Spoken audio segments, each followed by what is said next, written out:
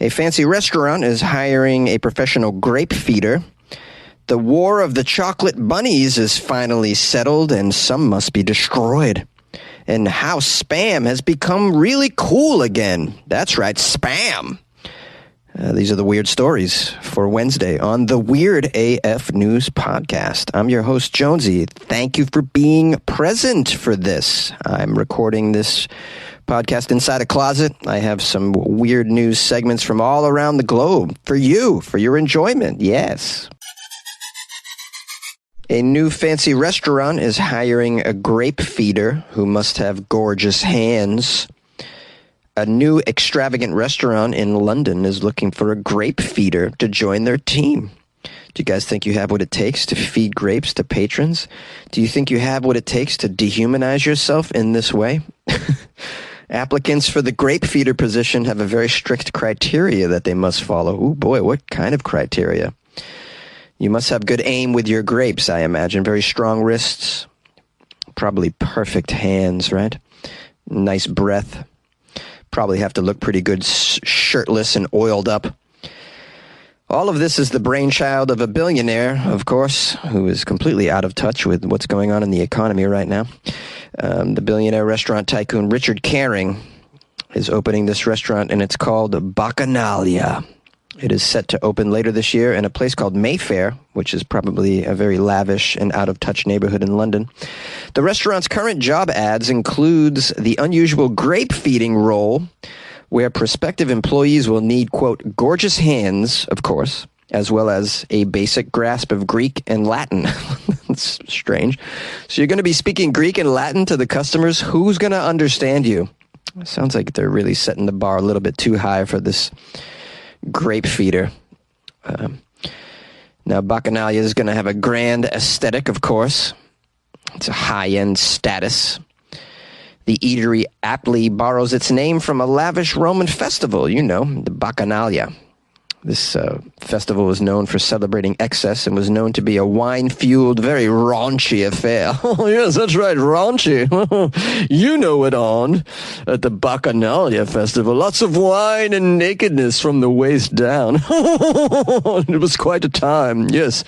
We had very, very beautiful grape feeders back then. Do you remember, guys? Yes, being fed grapes. The job poster even exudes luxury as the actual advertisement for the job is like texts sitting on a gold background with images of a Roman statue feeding another statue grapes. It's like, even all the way down to the job ad is pretty fancy. The advertisement says that applicants must have gorgeous hands and a basic grasp of Greek and Latin, although it doesn't say why the Greek and Latin. The details of this gig include some perks, such as regular manicures. Ooh, you're going to get some manicures? Sweet. And the finest food and wine. Ooh, the finest food and wine in all the land. Yes, that's right. And if you're lucky, you won't be turned into a slave. Well, and maybe you won't even be fed to the lions out back if you have a very skilled grape feeding technique.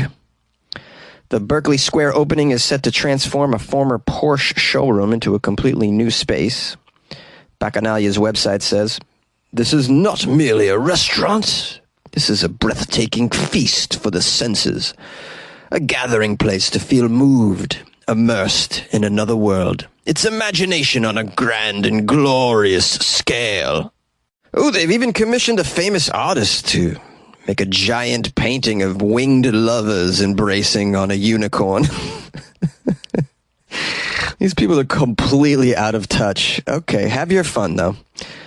After the unusual job advertisement was posted on social media, people poked fun about applying for this gig and wondered whether or not it was even real. But the advertisement appeared as a full-page spread in the Sunday Times, so it appears as though Mr. Caring is serious about finding the perfect candidate.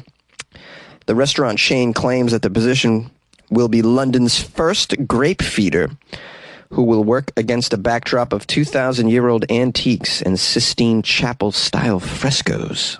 All for minimum wage. How about that? That's the best part about it, guys. You get to dehumanize yourself by feeding other human beings grapes out of your hands for minimum wage. Isn't that lovely?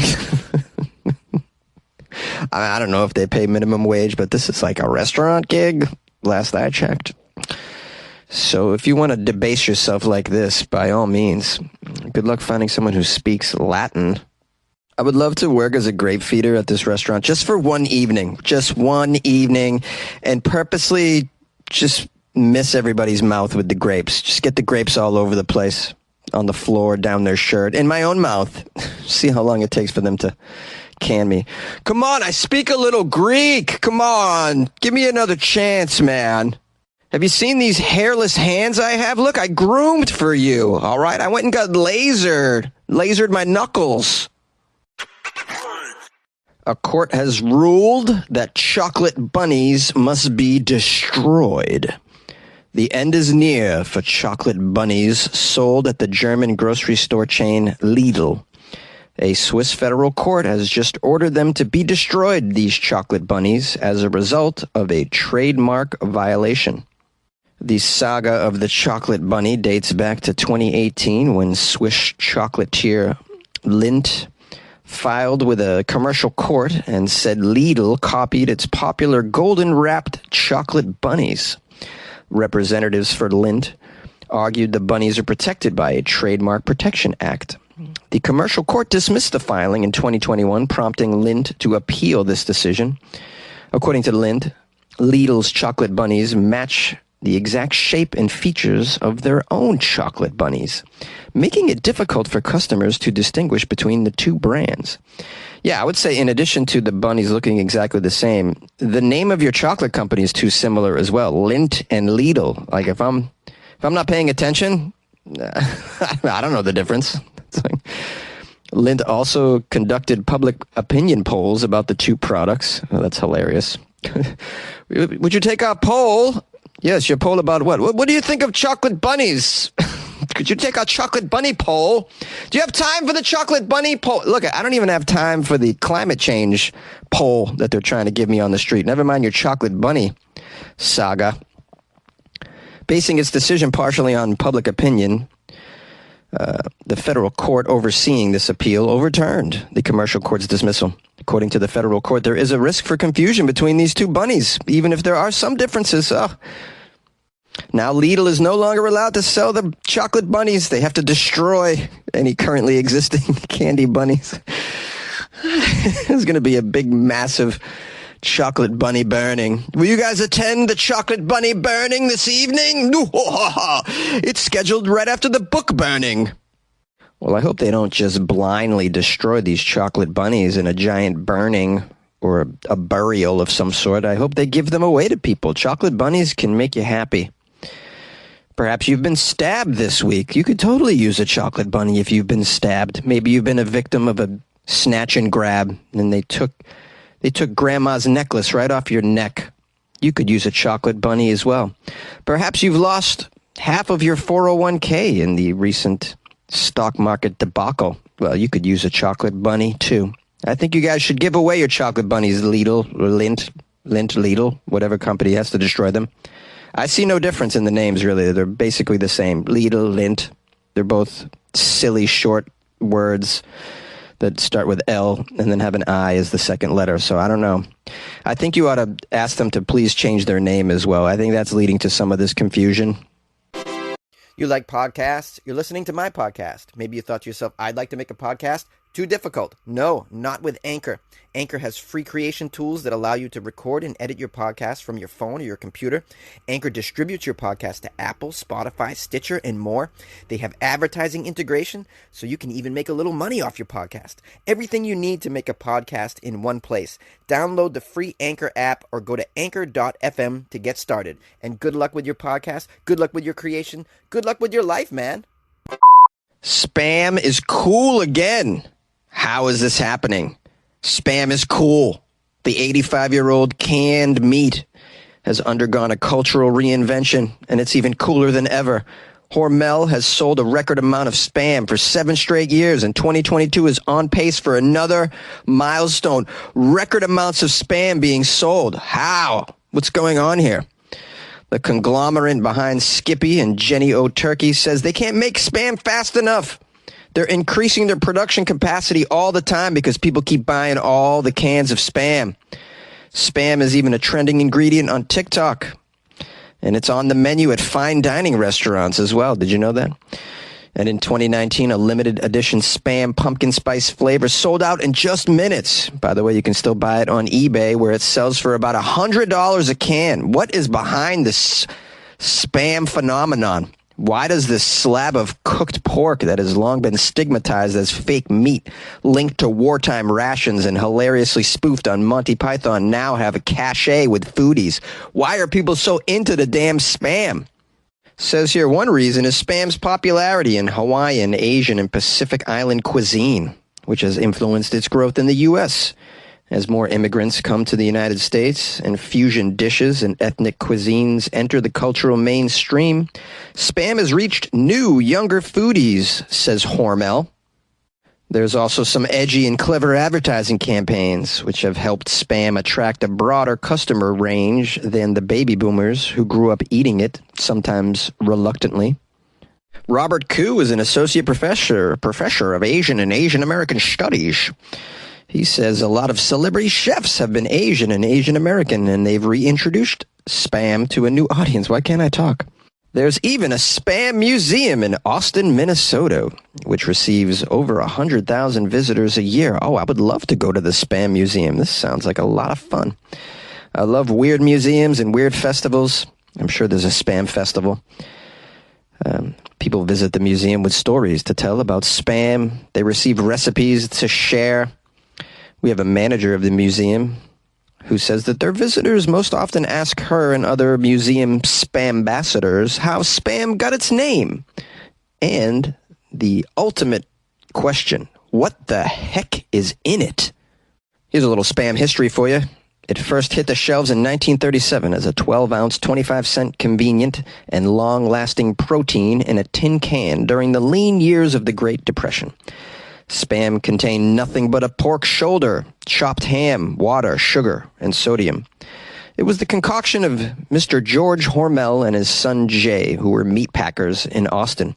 The Hormels had been working on the, quote, problem of canning a non-perishable pork product for a good many years. They finally solved it. They offered a $100 prize for the best name for this food. It needed to be short for display purposes and to fit on one-column newspaper and advertisements as well. It also had to be pronounceable in every language. The brother of a corporate executive threw out Spam, which is a combination of spice and ham, at a party. And that's when Mr. Hormel knew then and there this was the perfect name. Spam! From the very beginning, Spam was marketed as a time saver and a food for any meal. Spam and eggs, Spam and pancakes, Spam and beans, Spam and spaghetti, Spam and macaroni, Spam and crackers, Spamwiches, Spam and beans, Spam and locusts, Spam and more Spam! Spamwiches! Here's a quote from, an advertisement? Never have you imagined a meat could turn into so many interesting uses. Morning, noon, or night, cold or hot, Spam hits the spot. Spam, the miracle meat. The miracle meat, yes, indeed. What really took off with the Spam was the entrance into World War II in 1941. This was a decisive moment in Spam's growth. At many Pacific outposts, which had little refrigeration or local sources of meat, American and Allied troops relied on Spam because it could be stored for months and eaten on the go. Hormel says more than 100 million pounds of Spam were shipped overseas to help feed the troops during the war. Uncle Sam became known as Uncle Spam, much to the dismay of troops forced to eat it every single day. And then after the U.S. troops left, Spam remained, becoming an ingredient in many local dishes and part of the Asian culture. It represented a piece of America like Coca-Cola or McDonald's. American troops also introduced Spam in Korea during the Korean War in the early 50s. In Hawaii, where the U.S. military has long been a major presence, more Spam is consumed per person than any other state. It's stacked on a block of rice and wrapped in seaweed to make Spam musubi and sold at fast food chains like McDonald's in Hawaii. There's even an annual Waikiki Spam Jam Festival. My goodness, a Spam Jam Festival? Oh man, maybe they make musical instruments out of Spam. Many U.S. soldiers returning from these wars vowed never would they eat Spam again, and the brand became linked to rationing and economic hardship. But Spam has appealed to new consumers in the U.S. in recent years. You probably noticed at your grocery store the price of Spam has definitely gone up. Spam has made a comeback in the U.S. because Asian and Asian American chefs such as Chris O have tried to reinvent it in their own ways, it says here. They brought some of the culinary influences of Asia and the Pacific and upscaled it. Now, Spam can be seen in many, many dishes on social media, TV advertisements. There are ads for Spam and eggs, as well as Spam fried rice, yakitori, Spam poke, Spam sushi, Spam. Egg, bacon, Spam and sausage without the Spam. Yeah. What do you mean? I don't like Spam. Spam.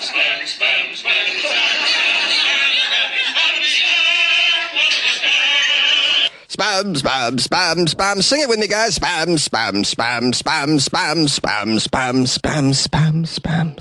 It's called a fade out. Spam. Fading out. Yay! What about Spam? Don't you want someone to share it with you? What about Spam? It tastes so damn good with rice. I should write some Spam parodies for the Spam company. Thank you, by the way, for dealing with me. I went a little long on a couple of these stories because I just kind of felt inspired. You know, this happens sometimes. As I'm getting my health back, I'm feeling a little bit better.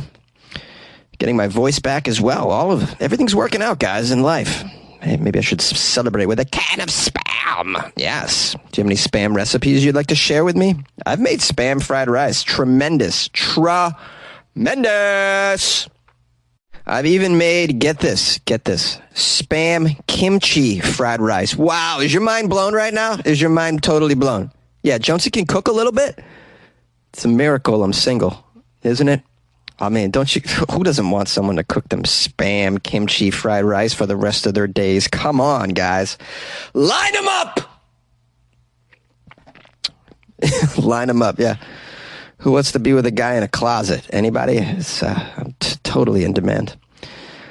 All right. Anyways, where is my mind? Oh, I'm supposed to do the outro. That's right. Would you like to support me? How about you want to support me? Because cans of Spam are not cheap.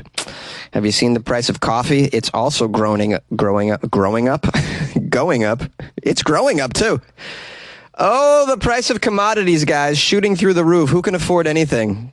Oh, well, apparently there's a tiny section of the culture that can afford to pay people to feed them grapes right now. So I don't know. I don't hang out with these people, but they must have a good life. Sounds like somebody's doing okay out there. Not me. Anyways, if you'd like to support me in the closet, it's pretty easy. Just tell a friend about Weird AF News. I find word of mouth is the best way to share things. Use your mouth to share your mouth, guys. You know, it's a good... It's a good way to make people happy. People want you to share your mouth, you know? Make somebody have a good day, you know? If you'd like to support the show with a couple of ducats a month, join my Patreon. That's right. The Patreon's where it's at. Where it's at. I just joined the Weird AF Patreon. Where it's at. You know what you get with the Patreon? You get a good feeling knowing that you joined the Patreon. That's about it. You get a good feeling. Who doesn't want a damn good feeling? Don't you want a good feeling? Like eating a chocolate bunny on the subway. It's a great feeling. Patreon.com/WeirdAFNews. Or download the Patreon app. Or go to WeirdAFNews.com. Sounds like a good time to end it.